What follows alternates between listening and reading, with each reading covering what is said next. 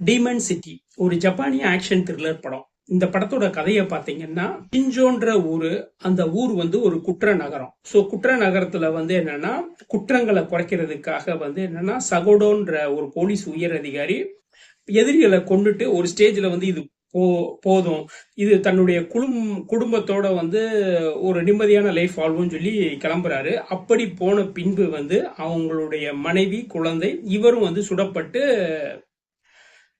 இறந்து கிடக்கிறாரு. ஒரு ஸ்டேஜ்ல வந்து பாத்தீங்கன்னா, இவர் வந்து என்னன்னா, மனைவி இறந்துட்டாங்க, மகள் இறந்துட்டாங்க. இவர் வந்து தலையில குண்டு பாயம் பட்டு சுய நினைவு இன்றி வந்து பாத்தீங்கன்னா ஒரு 12 வருஷம் கோமா ஸ்டேஜ்ல போறாங்க. எதிரிகள் வந்து என்னன்னா, இவரை கொண்ட எதிரிகள் வந்து சரி ஆள் போயிட்டான் அப்படின்னு வந்து நினைச்சுக்கிட்டு இருக்காங்க. 12 வருஷம் கழிச்சு இவர் வந்த பின்பு வந்து பாத்தீங்கன்னா, எதிரிகள் செய்யக்கூடிய ஒவ்வொரு செயலும் இவருக்கு வந்து என்னன்னா பழைய நினைவுகளை வந்து தூண்டுது.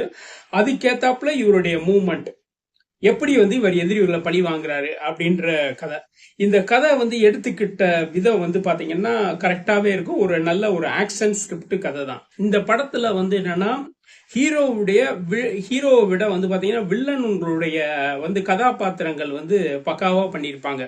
வில்லன்கள் மெயின் 5 வில்லன்னா, ஒருத்தர் மேயர், அதுக்கு கீழே என்ன, அதுக்கு கீழே அதுக்கு கீழே. ஸோ இவங்களுடைய கதாபாத்திரங்கள் நல்லாவே வெரைட்டியா பண்ணியிருப்பாங்க. சரி, இவங்களுக்கான முகமுடிகளும் வந்து பாத்தீங்கன்னா ஒரு வித்தியாசமான முகமுடிகள் இருக்கும். பாக்குறதுக்கு இந்த படத்தை வந்து பாக்குறதுக்கான ஒரு அட்ராக்ஷனை தூண்டுது.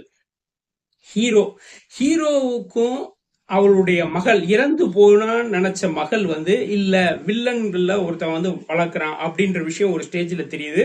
இந்த ஹீரோவுக்கும் மகளுக்கும் இடைப்பட்ட பாசங்கள் வந்து பாத்தீங்கன்னா அந்த சீன் வந்து பாத்தீங்கன்னா பெருசா வந்து கனெக்ட் ஆகல. இது இந்த படத்துல வந்து ஒரு பெரிய மைனஸ். இந்த படம் வந்து பார்க்கலாமா வேணாமான்னா நம்பி பார்க்கலாம். இது ஒரு ஆக்ஷன் திரைப்படம், ஒரு ஆக்ஷன் பிரியர்களுக்கான படம். இந்த படத்துல வந்து பாத்தீங்கன்னா சிஜி, விஎஃப்எக்ஸ், ஒரு ஸ்டண்ட் மாஸ்டரோட திறமை இதெல்லாம் வந்து இந்த படத்துல வந்து நல்லாவே தெரியுது. சூப்பராகவே பண்ணியிருக்காங்க. நெட்ஃபிளிக்ஸ்ல வந்து தமிழ் டப்பிங்லயே இருக்கு. தமிழ் டப்பிங்கும் நல்லா தான் இருக்கு.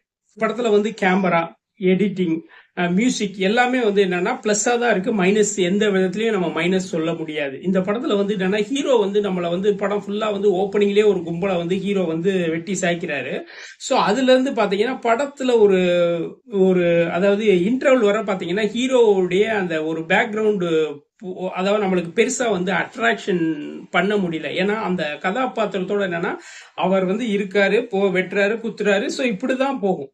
சோ வந்து பாத்தீங்கன்னா வில்லன்கள் வந்து அந்த படத்துல வந்து என்னன்னா இயக்குனருடைய பங்குல வந்து வில்லன்களுடைய கதாபாத்திரங்கள் வந்து கரெக்டா செதுக்கியிருப்பாங்க. ஆனா ஹீரோ வந்து ஒரு எல்லாத்தையும் கொள்ற ஆளா தான் வருவாரு.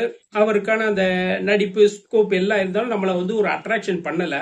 ஆனா படம் முடிகிற ஸ்டேஜ்ல ரைட்ரா ஒரு சூப்பர் படம் பார்த்தோம் அப்படின்ற ஒரு நம்பிக்கையை வந்து கொடுக்குது இந்த படம். படம் வந்து ஒரு ஆக்ஷன் பிரியர்களுக்கான படம். ஒரு நல்ல ஆக்ஷன் படம் பார்க்கணும்னா இந்த படத்தை பார்க்கலாம்.